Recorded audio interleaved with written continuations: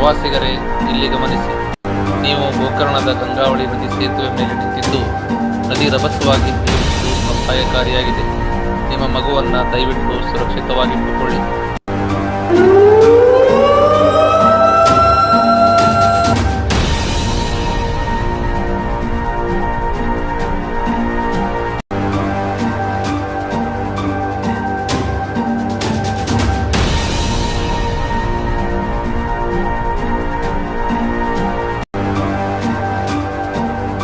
ಪ್ರವಾಸಿಗರೇ, ಇಲ್ಲಿ ಗಮನಿಸಿ.